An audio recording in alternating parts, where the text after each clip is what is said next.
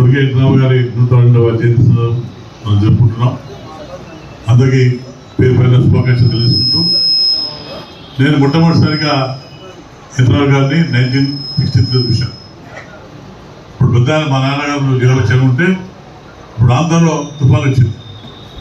ఆ సందర్భంగా నటి దేవిక చాలా మంది యాక్టర్ పెద్ద వచ్చి ఇలా మేము వచ్చాం, మేము తుఫాన్లో ఇబ్బంది రాకపోతే మేము చందా వస్తు చేస్తున్నాం, మీ సహకారం అని చెప్పి చెప్పడం జరిగింది. అలా ఫస్ట్ టైం చంద్రబాబు నేను ఆయన చూశాను. అప్పుడు ఆ కాలంలో ఇద్దరు యాక్టర్స్ ఉండేవారు, ఇంద్రారావు, నాగేశ్వరరావు, ఇద్దరు యాక్టర్స్. మేమంతా ఇంద్రారావు పార్టీ ఆ కాలం కూడా.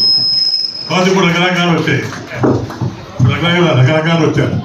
కానీ ఇప్పుడు స్టాండర్డ్గా నాయకులు మంచిగా రాజకీయ కానీ యాక్టర్స్లో ఒకవేళ పౌరాణికంలో జాతీయంలో మంచి ఇద్దరు యాక్టర్స్ ఇద్దరు ఛాన్సర్ అంతా కలిసాను నేను చిన్నప్పుడు.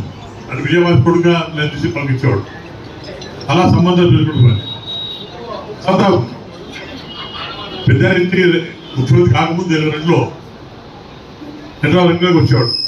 సార్ నేను పార్టీ పెడతా అని చెప్తే పార్టీ పెట్టుకోవడం తప్పేం కాదు, కానీ దాన్ని అప్పుడు శక్తి కావాలని చెప్పి ఆలోచన పెద్ద అని చెప్పి పెద్ద 64 నుండి 62 నుండి మెడ్రాస్ చదువుతప్పుడు సంబంధాలు చెప్పుకున్నారు విజయభాస్కర్. పొద్దునుండి కూడా విజయభాస్కర్ రెడ్డికి ముఖ్యంగా ఉండే ఎంతవాళ్ళు. అలాగా సంబంధాలు కొనసాగాయి.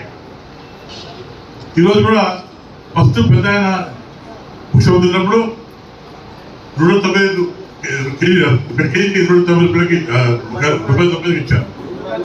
మేము అప్పుడు చెప్పుకోలేదు. అలాగే ఇప్పుడు ఇల్లు కూడా పెద్ద ఉన్నప్పుడు ఇన్సూరెన్స్ కంపెనీతో రోజుకొచ్చి షాపులుగా కొన్ని గ్రామాలు సెట్ చేసుకుని అప్పుడు ఇల్లు మొదలుపెట్టడం స్టార్ట్ అయింది. పెద్ద ఉన్నప్పుడు అది ఎన్నో కొనసాగించారు. ఇవన్నీ అప్పుడు చెప్పుకోలేదు మేము. ఇప్పుడు మీడియా లేవు. ఇవన్నీ మిడ్ డే మీడియా పెద్ద పెట్టాడు. ఇప్పుడు మన ఫోటోస్ ఉన్నాయి. ఆ రోజు మీడియా పెద్ద లేదు, చెప్పలేకపోయాం.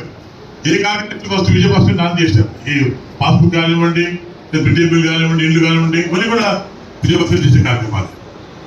కానీ ఏమైనా ఇప్పటికీ ఆయన మంచితనం, ఆయన అవినీతి దూరంగా ఉండి ఉన్నాడు కాబట్టి నేను నన్ను ప్రేమిస్తాను. ఎంత కూడా నేను మీకందరికీ ఆశిస్తున్నా.